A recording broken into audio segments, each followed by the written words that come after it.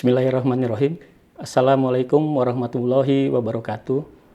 Alhamdulillahirabbil alamin. Wassalatu wassalamu ala asrofi anbiya'i wal mursalin wa ala alihi wa sahbihi ajmain. Rabbi shrahli sadri wa yassirli amri wahlul 'uqdatam min lisani yafqahu qawli. Bapak, Ibu, saudara-saudari umat muslim sekalian, hukum waris adalah suatu hukum yang ditetapkan untuk mengatur peralihan kepemilikan harta dari seseorang yang telah meninggal kepada ahli warisnya. Di Indonesia, pembagian harta waris dapat dilakukan melalui 3 bentuk hukum waris.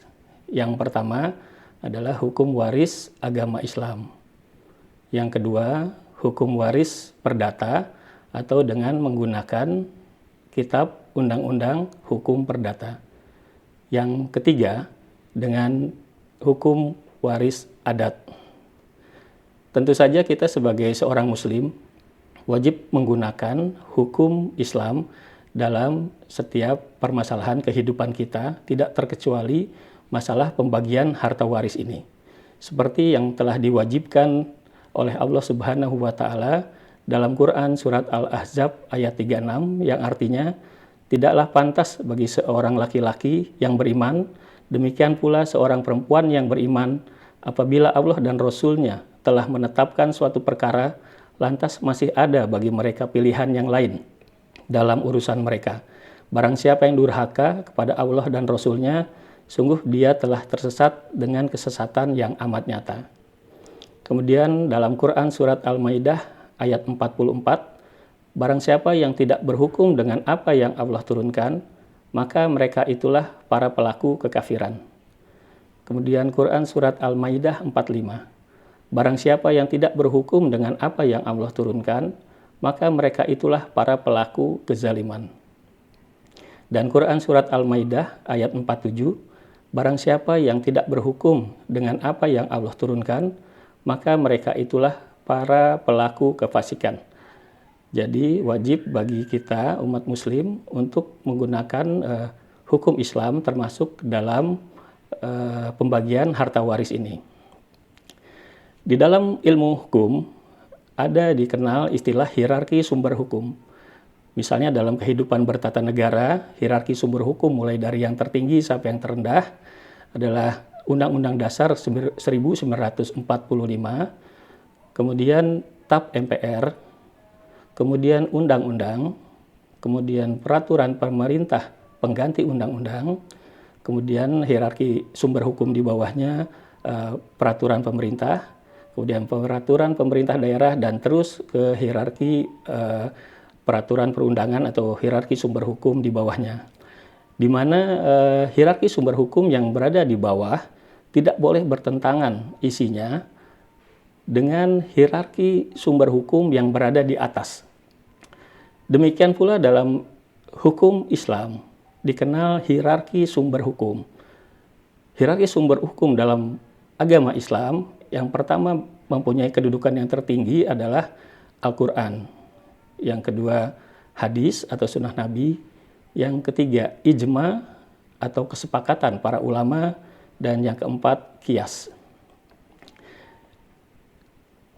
Selanjutnya kita akan menguraikan hukum pembagian harta waris ini berdasarkan keempat sumber hierarki hukum Islam. Yang pertama adalah Al-Quran. Dalam Al-Quran, ayat yang paling sering digunakan atau yang penting di dalam pembagian harta waris adalah Quran surat An-Nisa ayat 11 dan 12. Dalam Quran surat An-Nisa ayat 11, Allah berfirman, Allah mensyariatkan atau mewajibkan kepadamu tentang pembagian warisan untuk anak-anakmu, yaitu bagian seorang anak laki-laki sama dengan bagian 2 orang anak perempuan. Dan jika anak itu semuanya perempuan, yang jumlahnya lebih dari 2, maka bagian mereka 2/3 dari harta yang ditinggalkan. Jika dia anak perempuan itu seorang saja, maka dia memperoleh setengah dari harta yang ditinggalkan. Dan untuk kedua ibu bapa, bagian masing-masing 1/6 dari harta yang ditinggalkan. jika dia yang meninggal mempunyai anak. Jika dia yang meninggal tidak mempunyai anak dan dia diwarisi oleh kedua ibu bapaknya saja, maka ibunya mendapat sepertiga. Jika dia yang meninggal mempunyai beberapa saudara, maka ibunya mendapat seperenam. Pembagian-pembagian tersebut di atas setelah dipenuhi wasiat yang dibuatnya dan setelah dibayar hutangnya. Tentang orang tuamu dan anak-anakmu, kamu tidak mengetahui siapa di antara mereka yang lebih banyak manfaatnya bagimu. Ini adalah ketetapan Allah. Sungguh Allah Maha Mengetahui dan Maha Bijaksana. Kemudian dalam Quran surat An-Nisa 12, dan bagimu suami-suami seperdua dari harta yang ditinggalkan oleh istri-istrimu, jika mereka tidak mempunyai anak. Jika istrimu itu mempunyai anak, maka kamu mendapat seperempat dari harta yang ditinggalkannya. Sesudah dipenuhi wasiat yang mereka buat, atau dan sesudah dibayar hutangnya. Para istri memperoleh seperempat harta yang kamu tinggalkan jika kamu tidak mempunyai anak. Jika kamu mempunyai anak, maka para istri memperoleh seperdelapan dari harta yang kamu tinggalkan. Sesudah dipenuhi wasiat yang kamu buat, dan atau sesudah dibayar hutang-hutangmu. Jika seseorang mati, baik laki-laki maupun perempuan, yang tidak meninggalkan ayah dan tidak meninggalkan anak, tetapi mempunyai seorang saudara laki-laki seibu saja, atau seorang saudara perempuan seibu saja, maka bagi masing-masing dari kedua jenis saudara itu seperenam harta. Tetapi jika saudara-saudara seibu itu lebih dari seorang, maka mereka bersekutu dalam yang sepertiga itu, sesudah dipenuhi wasiat yang dibuat olehnya atau sesudah dibayar hutangnya, dengan tidak memberi mudorot kepada ahli waris.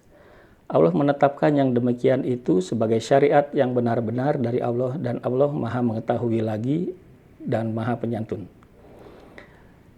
Jadi itu dua ayat Al-Quran yang sering digunakan dan sangat penting dalam pembagian hukum waris.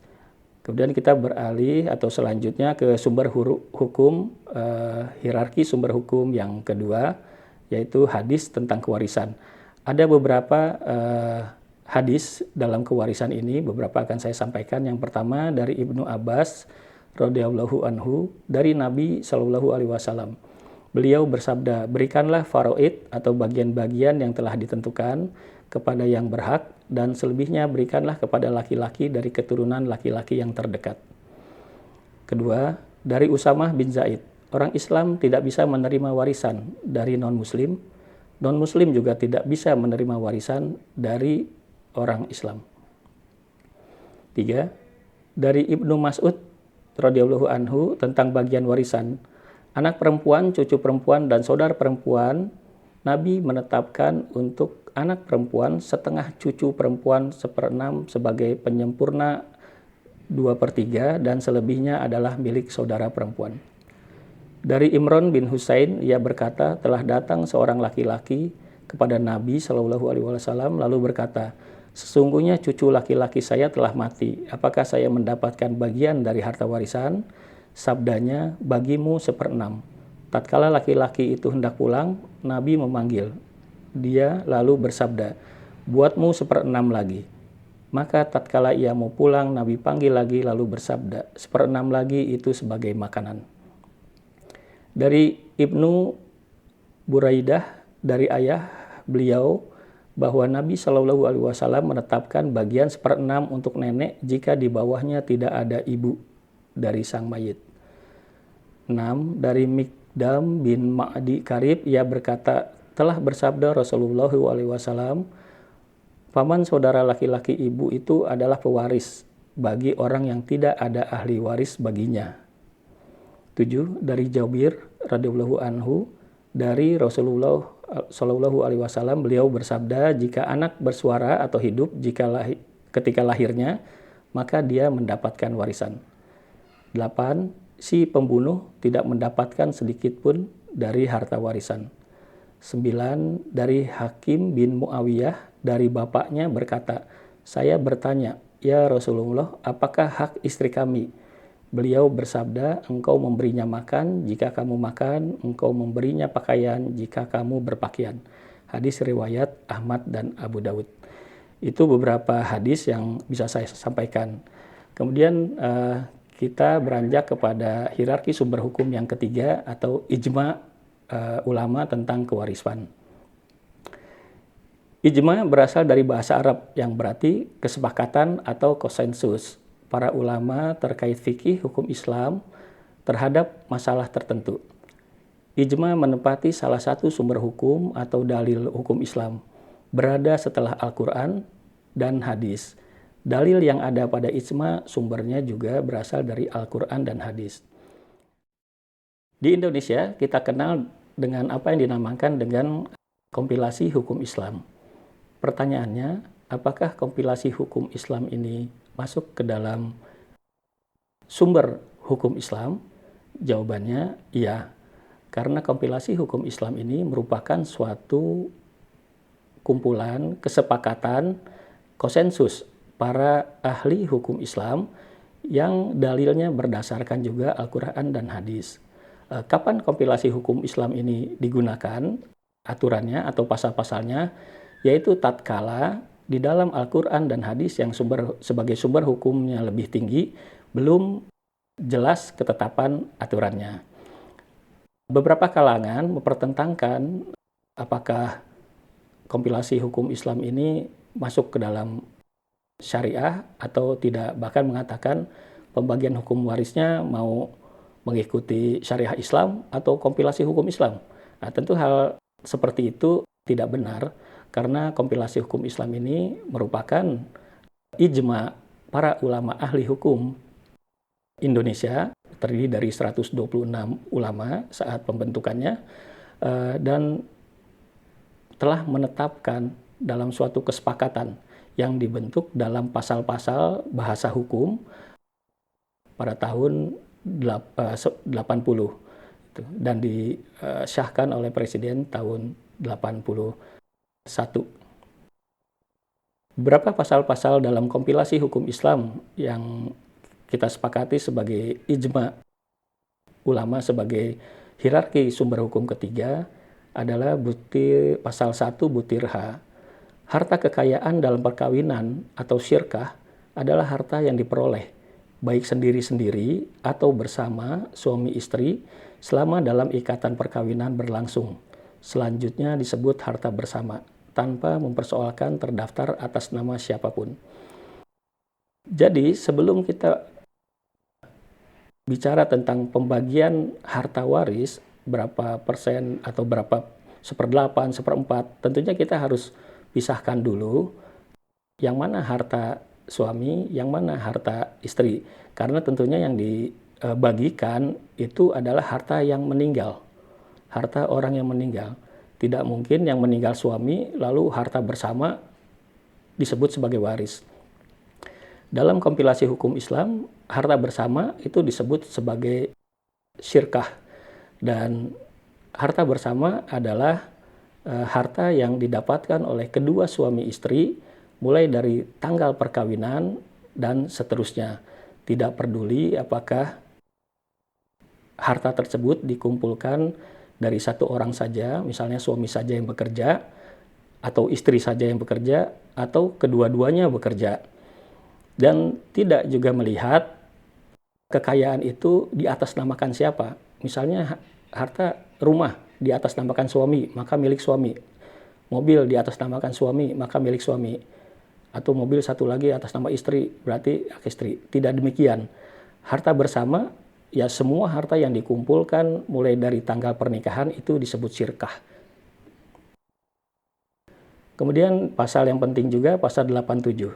Harta bawaan masing-masing suami dan istri dan harta yang diperoleh masing-masing sebagai hadiah atau warisan adalah di bawah penguasaan masing-masing sepanjang para pihak tidak menentukan lain dalam perjanjian perkawinan.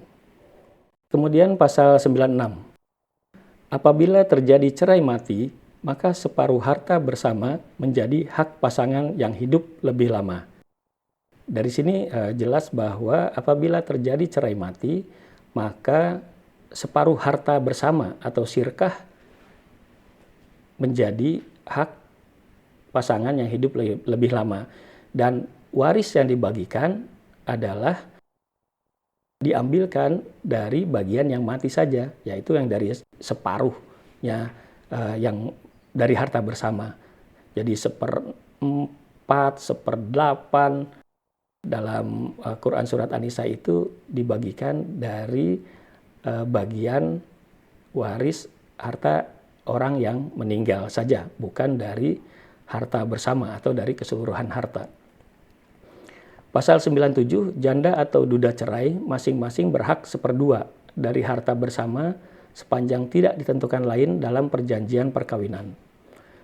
Pasal 171 C, ahli waris adalah orang yang pada saat meninggal dunia mempunyai hubungan darah atau hubungan perkawinan dengan pewaris, beragama Islam dan tidak terhalang karena hukum untuk menjadi ahli waris.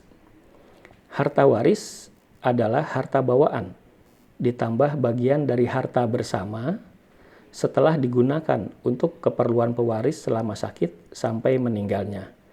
Biaya pengurusan jenazah, pembayaran hutang, dan pemberian untuk kerabat.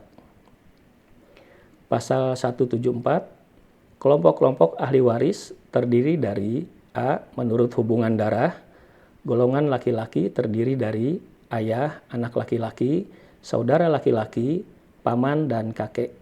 Golongan perempuan terdiri dari ibu, anak perempuan, saudara perempuan, dan nenek. B. Menurut hubungan perkawinan terdiri dari duda atau janda. Apabila semua ahli waris ada, maka yang berhak mendapatkan warisan hanya anak, ayah, ibu, janda, atau duda. Pasal 175, kewajiban ahli waris terhadap pewaris adalah mengurus dan menyelesaikan sampai pemakaman jenazah selesai, menyelesaikan baik hutang berupa pengobatan, perawatan, termasuk kewajiban pewaris maupun penagih piutang. C. Menyelesaikan wasiat pewaris. D. Memberikan harta warisan di antara ahli waris yang berhak. Yaitu beberapa pasal penting dalam kompilasi hukum Islam. Kemudian yang terakhir, hierarki sumber hukum yang keempat adalah qiyas. Qiyas adalah hierarki sumber hukum berikutnya. Yang paling bawah, yaitu penetapan hukum pada suatu perbuatan atau kondisi yang saat itu belum ada ketetapannya atau ketentuannya, kemudian didasarkan dengan yang sudah ada ketentuannya. Dengan kata lain, qiyas adalah metode penemuan hukum dengan analog. Dari hadis yang saya bacakan tadi, salah satunya ada yang berbunyi, dari Hakim bin Muawiyah, dari bapaknya berkata, saya bertanya, ya Rasulullah, apakah hak istri kami? Beliau bersabda, engkau memberinya makan jika engkau makan, engkau memberinya pakaian jika kamu berpakaian. Jadi secara analog atau secara qiyas, hak istri itu sama dengan hak suami dalam suatu keluarga. Jika suami makan, istri beri makan. Jika suami berpakaian, istri berikan pakaian. Jika suami mendapatkan 1, istri mendapatkan 1. Jika suami mendapatkan 50%, istri mendapatkan 50%. Itu secara qiyas dari hadis yang ada. Jadi sebagai simpulan, yang pertama adalah sebagai seorang muslim, kita wajib hukumnya menggunakan hukum Islam dalam hal kewarisan bagi kita. Yang kedua, hierarki hukum Islam adalah Al-Quran, kemudian hadis, kemudian ijma ulama, kemudian qiyas yang telah dijadikan sumber hukum dalam menyelesaikan masalah pembagian hak waris sesuai dengan hierarki sumber hukumnya. Yang ketiga, kompilasi hukum Islam merupakan sumber hukum Islam, hierarki ketiga setelah Al-Quran dan hadis. Ya. Demikian ulasan mengenai pembagian waris menurut hukum Islam dengan 4 hierarkinya. Wallahu a'lam bishawab, lebih kurangnya kami mohon maaf. Wallahu muwafiq ila aqwamit thoriq. Wassalamualaikum warahmatullahi wabarakatuh.